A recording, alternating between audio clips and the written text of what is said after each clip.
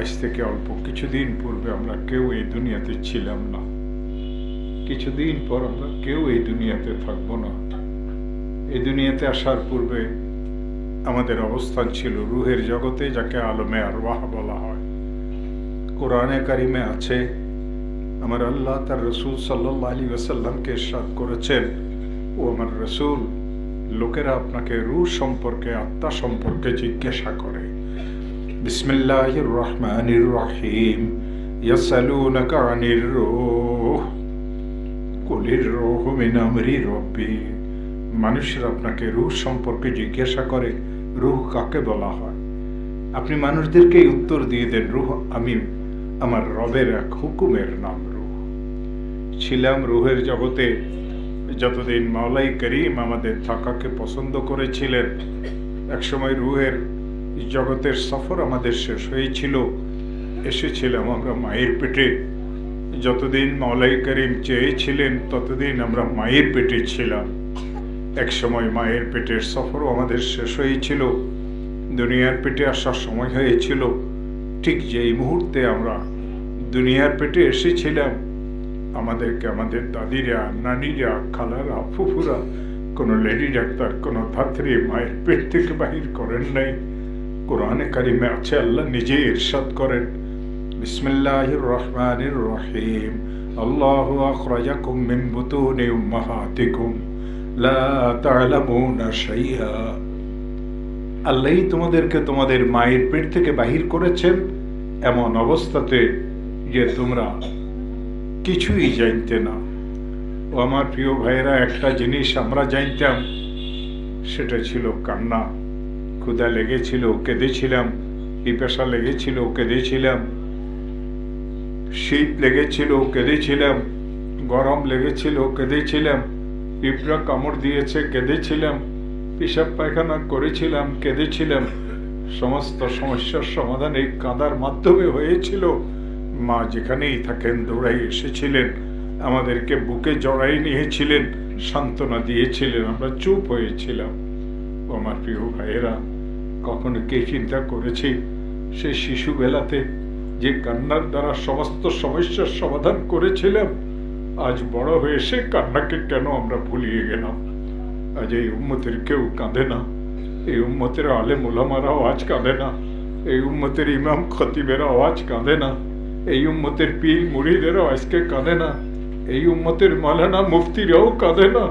এই উম্মতের সাধারণ মুসলমানেরাও কাঁদে না।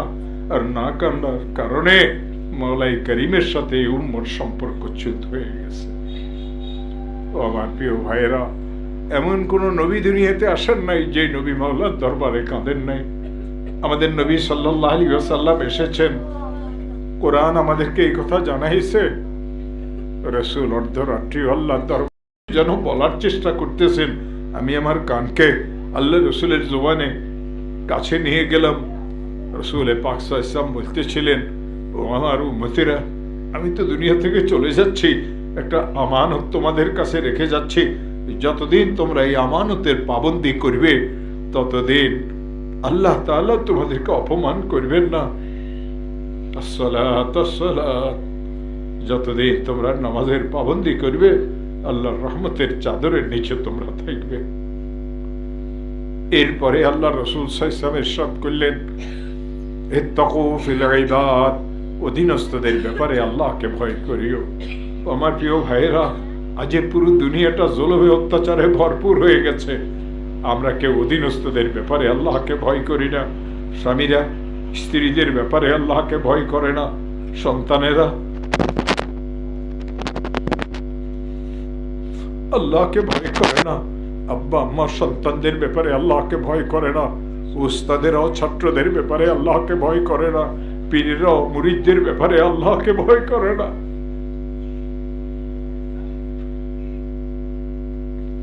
আমার প্রিয় ভাইয়েরা, রাসূল ইরশাদ করেছিলেন, ইত্তাকু ফিল ইবাদ, যদি আমরা আল্লাহকে ভয় করতাম, ভাই মারা যাওয়ার পরে ভাতিজার হককে কিভাবে আমরা আত্মসাৎ করি, যদি আমরা আল্লাহকে যদি ভয় করতাম, বোনদের হক বাপ মারা যাওয়ার পরে কেন দেই না, যদি আমরা আল্লাহকে ভয় করতাম অধীনস্থদের ব্যাপারে, রিক্সাওয়ালার ভাড়া কেন কম দেই? যদি আমরা অধীনস্থদের ব্যাপারে আল্লাহকে ভয় করতাম, এমপি মন্ত্রী হয়ে মানুষের উপরে কেন জুলুম অত্যাচার করি? তো আমার প্রিয় ভাইয়েরা, আজ এই উম্মত তার আসল পথ থেকে সরে যাওয়ার কারণে আজ সারা দুনিয়াতে এই উম্মতের উপরে বিপদ আর আপদ। আমি আল্লাহর কসম করিয়ে বলি, আজও যদি এই উম্মত আল্লাহকে ভয় করে, আজও যদি এই উম্মত একে অন্যের হককে আদায় করে, আজও যদি এই উম্মত একে অন্যকে চেনে, আজও যদি এই উম্মত কার উপরে জুলুম অত্যাচার করাকে ছাড়িয়ে দেয়, তো খোদার কসম দুনিয়ার কোনো অপশক্তি নেই এই উম্মতের একটা পশম বাঁকা করবে। 3 নম্বরে আল্লাহ রাসূল সাল্লাল্লাহু আলাইহি ওয়াসাল্লাম বলতেছিলেন, আমার উম্মতেরা, আমি তো চলে যাচ্ছি। আল্লাহ পাকের কাছে রাসূলের ফরিয়াদ ছিল, উম্মতি উম্মতি উম্মতি উম্মতি, আমি তো চলে যাচ্ছি, আল্লাহ আমার উম্মতের কি অবস্থা হবে? যে রাসূল মৃত্যুর সময় আল্লাহর কাছে কাঁদলেন, যে রাসূল রাত্রি বেলাও আল্লাহর সামনে কাঁদতেন, যে রাসূল সাল্লাল্লাহু আলাইহি ওয়াসাল্লাম অর্ধরাত্রি দাঁড়িয়ে থাকতেন, অর্ধরাত্রির থেকে বেশি সময় দাঁড়িয়ে থাকতেন, অর্ধরাত্রির থেকে কম সময় যে রাসূল দাঁড়িয়ে থাকতেন, কোরআন সাক্ষী দেয়। একজন মুসলমানও কি আমরা এমন আছি যে একটা রাত্র রাসূলের ভালোবাসাতে আমরা কেঁদেছিলাম? আমার প্রিয় ভাইয়েরা, আজ এই অসুবিধা কোথায়? এই জন্য আমি কোরআনে কারিমের আয়াত তেলাওয়াত করেছি। বিসমিল্লাহির রহমানির রহিম, আলা ইন্না আউলিয়া আল্লাহি লা খাউফুন আলাইহিম ওয়ালা হুম ইয়াহজানুন। সাবধান, মনোযোগ দিয়ে শুনো, যারা আমার ওলি হবে তাদের জন্য কোনো ভয় নাই, তাদের জন্য কোনো চিন্তা নাই। নাস্তিক মুরতাদদের কথা আমি ছাড়িয়েই দিলাম। একদল তো এমন আছে এই দেশে যারা বলে আল্লাহ নামে কেউ নাই। জিজ্ঞাসা করি কেন বরস আল্লাহ নাই? উত্তর দেয়, যাকে দেখি না তাকে মানি না, আল্লাহকে দেখি না এই জন্য আল্লাহকে মানি না। আমি বলি, অগুণেই জিনিস আছে যাকে তুই দেখস না কিন্তু স্বীকার করস। তুই মিষ্টি খেয়েছ, তুই চিনিকে দেখেছ, চিনির ভিতরের মিষ্টিকে তুই দেখস নাই। তুই মরিচকে দেখেছ, মরিচের ঝালকে দেখস নাই। তুই লবণকে দেখেছ, লবণের তিক্ততাকে দেখস নাই। তুই তেঁতুলকে দেখেছ, তেঁতুলের টককে দেখস নাই। অগণিত জিনিস আছে তুই দেখস নাই, কিন্তু তুই স্বীকার করস টক নামে একটা জিনিস আছে, মিষ্টি নামে একটা জিনিস আছে, তিক্ততা নামে একটা জিনিস আছে, ঝাল নামে একটা জিনিস আছে। না দেখি কেন বিশ্বাস করস? অগণিত জিনিস আছে যেগুলিকে আমরা না দেখে বিশ্বাস করি, তবে আল্লাহকে কেন আমরা বিশ্বাস করি না? আবার কখনো কখনো এমন নাস্তিকও আছে, ছোট একটা দেশ চালাইতে এত লোকের দরকার হয়, আল্লাহ একজন এত বড় দুনিয়াকে কিভাবে চালান? কোরআনে কারিমে আল্লাহ তাআলা এর উত্তর দিয়েছেন, ও আমার বান্দারা, বিসমিল্লাহির রহমানির রহিম, লাউ কানা ফীহিমা আলিহাতুন ইল্লাল্লাহু লাফাসাদাতা। আমি আল্লাহ ছাড়া যদি অন্য কোন আল্লাহ এই জমিনে হইতেন, কতকালে আসমান জমিন ধ্বংস হয়ে যেত। এক আল্লাহ চাইতেন রৌদ্র দেওয়ার, এক আল্লাহ চাইতেন বৃষ্টি দেওয়ার, এক আল্লাহ চাইতেন আপনাকে ধনী করার, এক আল্লাহ চাইতেন আপনাকে দরিদ্র করার, এক আল্লাহ চাইতেন আপনাকে সুস্থ রাখার, আরেক আল্লাহ চাইতেন আপনাকে অসুস্থ রাখার, এক আল্লাহ চাইতেন আপনাকে গদিতে বসানোর, আরেক আল্লাহ চাইতেন আপনাকে গদি থেকে নামাইয়ে দেওয়ার। তা আল্লাহ আল্লাহই তো মারামারি লাগিয়ে যেত। বান্দাদের কি অবস্থা হইতো? সূর্য নির্দিষ্ট সময়ে উঠে নির্দিষ্ট সময়ে ডুবে, চন্দ্র তার নির্দিষ্ট সময়ে উঠে নির্দিষ্ট সময়ে ডুবে। আমার প্রিয় ভাইয়েরা, নদীর জোয়ার ভাটা নির্দিষ্ট সময়ে আসে, বাতাসের প্রবাহ তার নির্দিষ্ট গতিতে চলে। এই সব কিছু আমাদেরকে গোপনে এই কথা বলতেছে যে আমাদের পরিচালনাকারী কেউ আছেন, তিনি আল্লাহ। তিনি আছেন, তিনি একজন। ওয়া ইলাহুকুম ইলাহুন ওয়াহিদ লা ইলাহা ইল্লা হুয়া। তোমাদের আল্লাহ আছেন একজন, তোমাদের আল্লাহ আছেন একজন। একাধিক আল্লাহ হইতে পারে না, একাধিক আল্লাহ হইতে পারে না, একাধিক আল্লাহ হইতে পারে না। একাধিক আল্লাহ যদি হন তাহলে তো আপনার অবস্থা খারাপ হয়ে যাবে। আপনার আব্বা তো একজন, নাউজুবিল্লাহ। একাধিক যদি হন তো কি অবস্থা হবে?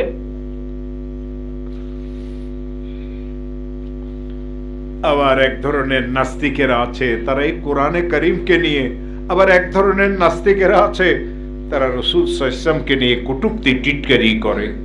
আমি ওদের বিরুদ্ধে ওয়াজ করি না, বুড়া হয়ে গেছি, কত ওয়াজ আর করবো। ও আমার প্রিয় ভাইয়েরা, আমার আল্লাহ 1400 বছর পূর্বে রসুলের কটূক্তিকারীদের সম্পর্কে আমাদেরকে ছোট্ট একটা ওয়াজ করেছেন। বিসমিল্লাহির রহমানির রহিম ওয়ালা তুতি কুল্লা হাল্লাফিম মাহিন হাম্মাজিম মাশাইম বিনামিম মান্নাইন লিল খায়রি মুতাদিন নাসিম উতুল্লিম বাদা যালিকা জানিম। শেষ চারটা শব্দ উতুল্লিন বাদা যালিকা জানিম, এই চারটা শব্দ আমার আল্লাহ বলেছেন কোন দেশে, কোন যুগে, কোন গোত্রের, কোন বংশের কোন উলেঙ্গার যদি আমার রসুলের শানে বেয়াদবি করে তো ভালো করিয়ে জানিয়ে নাও ওর হালালের বাপ নাই, ও তো হারামজাদা। এ তো কোরআনের কথা, আমার বাপের কথা না। কোরআন বলে দিয়েছে জারজ সন্তান ছাড়া রসুলের সমালোচনা কেউ করতে পারে না। তো যারা রসুলের সমালোচনা করে ওরা তো কোরআন বলে জারজ সন্তান, তো আমি ওর বিরুদ্ধে ওয়াজ করি কি লাভ? কত জারজেরা কত রকমের কথাবার্তা বলে, এই জারজদের কথার উত্তর দেওয়ার জন্য তো আল্লাহ আমাকে দুনিয়াতে আনেন নাই।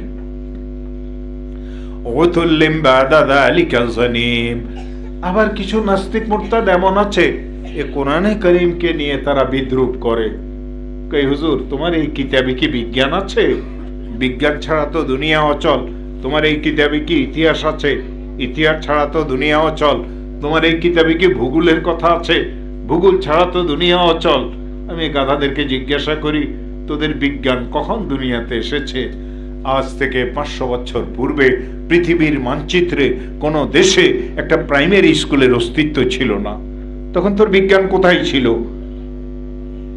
কোরআনে বিজ্ঞান আছে।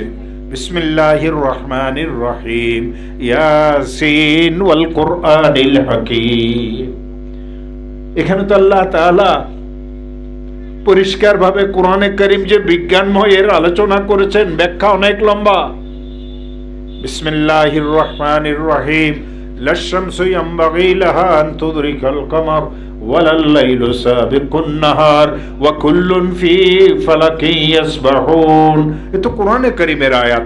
এই আয়াতে চাঁদের কথা আছে, এই আয়াতে সূর্যের কথা আছে, এই আয়াতে তাদের কক্ষপথে ঘোরার কথা আছে, এই আয়াতে চন্দ্র, সূর্য, গ্রহ, নক্ষত্র সহ সবার কথা এই আয়াতের মধ্যে আছে।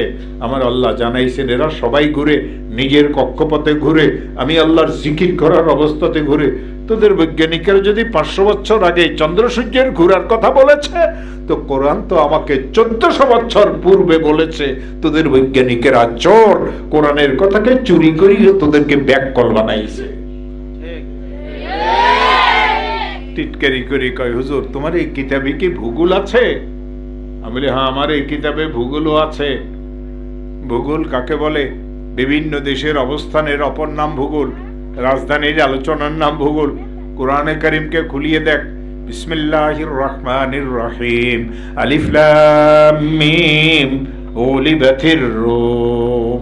রোম ইটালির রাজধানীর নাম। ইটালিকে কে না চিনে? রোমের নাম কে না শুনেছে? তো রোম তো একটা ভৌগোলিক অবস্থানের নাম। কোরআনে তো ভূগোলের আলোচনাও আছে। হ্যাঁ, সব দেশের আলোচনা নাই, সব দেশের রাজধানীর আলোচনা নাই। কোরআন যদি সব দেশের এই আলোচনা করতে থাকে, আসল কথা কখন বলবে? কোরআনে ইতিহাসও আছে, কোরআনে ভূগোলও আছে, কোরআনে বিজ্ঞানও আছে। এমন টিটকারি করি কথা বলে যেন গাধাটা ফু দিবে, কোরআন দুনিয়া থেকে বিদায় হবে। কোরআনের কপালে ছোট্ট একটা আয়াতের টুকরা লেখা আছে, বিসমিল্লাহির রহমানির রহিম ইন্নাহু লাকুরআনুন কারীম। প্রথম আয়াতে আল্লাহ বলেছেন বিসমিল্লাহির রহমানির রহিম যালিকাল কিতাবু লা রাইবা ফীহ। এই কোরআনে কারীমে আল্লাহ নিজে ইরশাদ করেছেন বিসমিল্লাহির রহমানির রহিম তানসিলুম মির রাব্বিল আলামিন। এই কোরআনে কারীমে আল্লাহ নিজেই বলেছেন বিসমিল্লাহির রহমানির রহিম লা ইয়ামাসসুহু ইল্লাল মুতাহহারুন। এই কোরআনে কারীমে আল্লাহ নিজেই বলেছেন বিসমিল্লাহির রহমানির রহিম ইন্না নাহনু নাযালনা যিকরা ওয়া ইন্না লাহু লাহাফিজুন। প্রথম আয়াতের অর্থ নিশ্চিত এটাই কোরআনে কারীম। 2 নম্বর আয়াতের অর্থ এই কিতাবের সন্দেহের কোনো অবকাশ নাই। 3 নম্বর আয়াতের অর্থ এই কিতাবখানা রব্বুল আলামিনের পক্ষ থেকে নাজিলকৃত। 4th আয়াতের অর্থ ওযু ছাড়া এই কিতাবকে কেউ ছুঁতে পারবে না। 5ম আয়াতের অর্থ এই নসিহতের কথাকে আমি আল্লাহ নাজিল করেছি, কিয়ামত পর্যন্ত হিফাজতের জিম্মাদার আমি আল্লাহ। আল্লাহ ছিলেন, কোরআন ছিল, আল্লাহ আছেন, কোরআন আছে, আল্লাহ থাকবেন, কোরআন থাকবে। নাস্তিক মুরতাদদের আস্ফালনের কারণে কোরআন কোনোদিন দুনিয়া থেকে বিদায় হবে না। এমন টিটকারি করিয়ে কথা বলে যেন গাধাটা ফু দিবে কোরআন উড়িয়ে যাবে। কোরআন উড়িয়ে যাওয়ার জন্য আসে নাই, কোরআন বিদায় হওয়ার জন্য আসে নাই। কেন জানেন? ও আমার প্রিয় ভাইয়েরা, ওরা যে বলে তোমার কোরআনে কি ইতিহাস আছে, আমি বলি গাধা ভালো করিয়ে শুন, কোরআনে ইতিহাস আছে। ভালো লোকদের জীবন আলোচনার নাম যদি ইতিহাস হয়, খারাপ লোকদের জীবন আলোচনার নাম যদি ইতিহাস হয়, কোরআনে কারিমে আদম আলাইহিস ইসলামের আলোচনা আছে 25 বার, ইদ্রিস আলাইহিস ইসলামের আলোচনা আছে 2 বার, নূহ আলাইহিস ইসলামের আলোচনা আছে 43 বার, হুদ আলাইহিস ইসলামের আলোচনা আছে 7 বার, সালেহ আলাইহিস ইসলামের আলোচনা আছে 9 বার, ইব্রাহিম আলাইহিস ইসলামের আলোচনা আছে 69 বার, লূত আলাইহিস ইসলামের আলোচনা আছে 27 বার, ইসমাইল আলাইহিস ইসলামের আলোচনা আছে 12 বার, ইসাক আলাইহিস ইসলামের আলোচনা আছে 17 বার, ইয়াকুব আলাইহিস ইসলামের আলোচনা আছে 16 বার, ইউসুফ আলাইহিস ইসলামের আলোচনা আছে 27 বার, শুআয়ব আলাইহিস ইসলামের আলোচনা আছে 11 বার, যুলকিফল আলাইহিস ইসলামের আলোচনা আছে 2 বার, হযরতে মূসা আলাইহিস ইসলামের আলোচনা আছে 136 বার, হযরতে হারুন আলাইহিস ইসলামের আলোচনা আছে কোরআনে কারিমে 20 বার, দাউদ আলাইহিস ইসলামের আলোচনা আছে কোরআনে কারিমে 16 বার, সুলাইমান আলাইহিস ইসলামের আলোচনা আছে কোরআনে কারিমে 17 বার, আর ইলিয়াস আলাইহিস ইসলামের আলোচনা আছে কোরআনে কারিমে 3 বার, ইউনুস আলাইহিস ইসলামের আলোচনা আছে কোরআনে কারিমে 2 বার, ঈসা আলাইহিস ইসলামের আলোচনা আছে কোরআনে কারিমে 2 বার, জাকারিয়া আলাইহিস ইসলামের আলোচনা আছে কোরআনে কারিমে 7 বার, ইয়াহিয়া আলাইহিস ইসলামের আলোচনা আছে কোরআনে কারিমে 5 বার, জনাবে হযরতে ঈসা আলাইহিস ইসলামের আলোচনা আছে কোরআনে কারিমে 25 বার, জনাবে মুহাম্মদুর রাসূলুল্লাহ সাল্লাল্লাহু আলাইহি ওয়াসাল্লামের আলোচনা আছে কোরআনে কারিমে কেবল 4 বার। আবার এই কোরআনে কারুনের কথাও আছে, এই কোরআনে ফিরাউনের কথাও আছে, এই কোরআনে আবু লাহাবের কথাও আছে, এই কোরআনে কাফের মুশরিক, এই কোরআনে মুনাফিকদের কথাও আছে। যদি ভালো লোকদের জীবন আলোচনার এক নাম অপর নাম ইতিহাস হয়, খারাপ লোকদের জীবন আলোচনার অপর নাম ইতিহাস হয়, এ গাধা তুই আমাকে উত্তর দে, কোরআনের থেকে বড় ইতিহাস এই দুনিয়াতে কোনটা আছে? টিটকারি করে ফু দিবে কোরআন বিদায় হবে। ও আমার প্রিয় ভাইয়েরা, এই কোরআন কোনোদিন দুনিয়া থেকে বিদায় হওয়ার জন্য আসে নাই। এই কোরআন যখন নাজিল হয়েছিল, এই কোরআনে 30টা পারা ছিল, এই কোরআনে 114টা সূরা ছিল, এই কোরআনে 7টা মঞ্জিল ছিল, এই কোরআনে 540টা রুকু ছিল, এই কোরআনে 14টা সিজদার আয়াত ছিল, এই কোরআনে 4টা সাক্তার আয়াত ছিল, এই কোরআনে 80টা ওয়াকফে লাজিম ছিল, এই কোরআনে 1770টা মদ ছিল, এই কোরআনে 86টা মক্কি সূরা ছিল, এই কোরআনে 28টা মাদানী সূরা ছিল, এই কোরআনে 76250টা বাক্য ছিল, এই কোরআনে 6666 খানা আয়াত ছিল, এই কোরআনে 3,22,671টা অক্ষর ছিল, এই কোরআনে 1,05,680টা হরকত ছিল, এই কোরআনে 45,843টা জবর ছিল, এই কোরআনে 3,957টা জের ছিল, এই কোরআনে 8,804টা পেশ ছিল, এই কোরআনে 1,253টা তাসদীদ ছিল, এই কোরআনে 28টা হুরুফে মুকাত্তাআত ছিল, এই কোরআনে 55টা গুণবাচক শব্দ ছিল, এই কোরআনে কারিমে 493 খানা হুকুম আহকামের আয়াত ছিল। যেই দিন থেকে কোরআন নাজিল হয়েছিল সেই দিন থেকে আজ পর্যন্ত অক্ষর অক্ষর নিয়ে কোরআন দুনিয়াতে আছে, এই ঘোষণা দিয়ে আছে আমি থাকার জন্য এসেছি।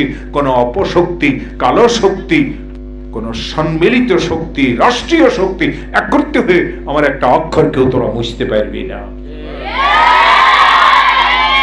এখন এখানে একটা কঠিন প্রশ্ন আছে, কোরআন তো বলে আমি থাকার জন্য এসেছি, তো গাদারা কোরআনের বিরুদ্ধে কেন কথা বলে? এটা বিরাট একটা প্রশ্ন। কোরআন তো পরিষ্কার বলেছে আমাকে কেউ মুছতে পারবি না, আমাকে কেউ বিদায় করতে পারবি না, আমি থাকবো, কিয়ামত পর্যন্ত আমি থাকবো। তবে কেন কোরআনের বিরুদ্ধে কথা বলে জানেন? প্রত্যেক বাজারে যখন আপনি যাবেন, প্রত্যেক বাজারে মালিকবিহীন কিছু কুকুর থাকে, এই কুকুরগুলির কোনো মালিক থাকে না। রাতে ঘুমায় কোথায় জানেন? যে বেটার শিম বেছে, লাউ বেছে ওর তক্তার নিচে শুয়ে থাকে, বট গাছ করই গাছের গোড়ার মধ্যে শুয়ে থাকে। আর এই কুকুরগুলির কিছু ঠিকানা হয় ওই হোটেলওয়ালার হোটেলের দরজার সামনে পা লম্বা করিয়ে বসিয়ে থাকে, শুয়ে থাকে, অপেক্ষায় থাকে সকালবেলা হোটেলওয়ালা পচা গলা যা আছে ঝাড়ু দিয়ে সব ফেলবে আর গাধাটা কুকুরটা খাবে। আপনি যখন আপনার গাড়ি দিয়ে ওই বাজারের উপরে দিয়ে যাবেন তো কুকুরের কিন্তু মাথা খারাপ হয়ে যায়, খেউ খেউ করিয়ে গাড়ির পিছনে ছুটে, ভাবটা দেখায় গাড়ির আরোহীর উপরে হামলা করবে। ও আমার প্রিয় ভাইয়েরা, ওই নাস্তিক মোরতাদ যারা আজ কোরআনের বিপক্ষে কথা বলে, ওরা বাজারের পতিত মালিকবিহীন কুকুরের মতো খেউ খেউ করতে পারবে, কোরআনের কোনো ক্ষতি তারা করতে পারবে না। যেভাবে একদল কোরআনের বিপক্ষে লেগেছে, আরেক দল মুহাম্মদুর রাসূলুল্লাহ সাল্লাল্লাহু আলাইহি ওয়াসাল্লামের হাদিসের বিরুদ্ধেও কথা বলে। ও আমার প্রিয় ভাইয়েরা, কোরআন যেইভাবে সংরক্ষিত, মুহাম্মদুর রাসূলুল্লাহ সাল্লাল্লাহু আলাইহি ওয়াসাল্লামের হাদিসও সংরক্ষিত। কিভাবে সেটা? আমি যদি আপনাকে সবচেয়ে সহিহ কিতাব, আসাহুল কিতাব বাদা কিতাবিল্লাহ আল জামিউ সাহিহ মুহাম্মদ ইবনে ইসমাঈল আল বুখারী রাহিমাহুল্লাহ, এই আসমানের নিচে জমিনের উপরে কোরআন শরীফের পরে সবচেয়ে সহিহ কিতাবে বুখারী শরীফ। মান কানা ফি বাইতিহি আল বুখারী আও তিরমিজি ফাকান্নামা ফি বাইতিহি নবিয়্যুন ইয়াতাকাল্লাম। কারো ঘরে যদি বুখারী শরীফ রাখা থাকে, কারো ঘরে যদি তিরমিজি শরীফ রাখা থাকে, সেই জন্য এই কথা মনে করে তার ঘরে আল্লাহর নবী আছেন, কথা বলতেছেন। এই বুখারী শরীফের প্রথম হাদিস কি জানেন? قال رسول الله صلى الله عليه وسلم إنما الأعمال بالنيات وإنما لامرئ ما نوى فمن كانت هجرته إلى الله ورسوله فهجرته إلى الله ورسوله ومن كانت هجرته إلى دنيا يصيبها أو امرأة ينكحها فهجرته إلى ما هاجر إليه। সময়ের স্বল্পতার কারণে আমি অর্থ বলবো না, ব্যাখ্যাও বলবো না, তবে আমি আপনাকে যদি হাদিস শোনাই, আমি নির্ভয়ে আমার আল্লাহর নামে কসম করি, এই কোরআনে কারীমকে মাথায় নিয়ে ভয় ছাড়া আমি বলতে পারবো। এই হাদিস খানা আমি পড়েছি মাওলানা নাসির আহমদ খান সাহেবের কাছে। নাসির আহমদ খান সাহেব এই হাদিস খানা পড়েছেন মাওলানা হুসাইন আহমদ মাদানির কাছে। হুসাইন আহমদ মাদানী রহমতুল্লাহ এই হাদিস পড়েছেন মাওলানা মাহমুদুল হাসান দেওবন্দির কাছে। মাওলানা মাহমুদুল হাসান দেওবন্দি হাদিস খানা পড়েছেন মাওলানা কাসিম নানুতুবির কাছে। মাওলানা কাসিম নানুতুবি হাদিস খানা পড়েছেন মাওলানা আব্দুল হযরতে শাহ আব্দুল আজিজ হযরতে শাহ আব্দুল গনি মুজাদ্দিদির কাছে। হযরতে শাহ আব্দুল গনি মুজাদ্দিদি হাদিস খানা পড়েছেন শাহ ইসহাক দেহলভির কাছে। শাহ ইসহাক দেহলভি হাদিস খানা পড়েছেন শাহ আব্দুল আজিজ দেহলভির কাছে। শাহ আব্দুল আজিজ দেহলভি হাদিস খানা পড়েছেন শাহ ওলিউল্লাহ মুহাদ্দিসের দেহলভির কাছে। শাহ ওলিউল্লাহ মুহাদ্দিসের দেহলভি কয়েক ওয়াস্তাতেই হাদিস খানা পড়েছেন ইমাম আবু আব্দুল্লাহ ফিরাবরির কাছে। ইমাম আবু আব্দুল্লাহ ফিরাবরি হাদিস খানা পড়েছেন ইমাম বুখারীর কাছে, যিনি বুখারী লিখছেন। ইমামে বুখারী হাদিস খানা পড়েছেন ইমামে হুমায়দির কাছে। হুমায়দি হাদিস খানা পড়েছেন ইমামে সুফিয়ানের কাছে। সুফিয়ান এই হাদিস খানা পড়েছেন ইমামে ইয়াহিয়ার কাছে। ইয়াহিয়া এই হাদিস খানা পড়েছেন ইমাম মুহাম্মদ ইবনে ইব্রাহিমের কাছে। ইমাম মুহাম্মদ ইবনে ইব্রাহিম এই হাদিস খানা পড়েছেন আলকামা ইবনে ওয়াক্কাস আল-লাইসির কাছে। হযরতে আলকামা এই হাদিস খানা পড়েছেন হযরত ওমর ইবনুল খাত্তাব রাদিয়াল্লাহু তাআলা আনহুর কাছে। হযরত ওমর বলেন, আমি তো আল্লাহর রাসূলকে মসজিদে নববীর মিম্বরে বসে এই হাদিস বলতে শুনেছি। আমি তো আমার রসুল পর্যন্ত 1400 বছরের সহবস্তাদের নাম বলিয়ে দিলাম। তুই যে ইসলামের বিরুদ্ধে কথা বলস, তুই তোর 5 জন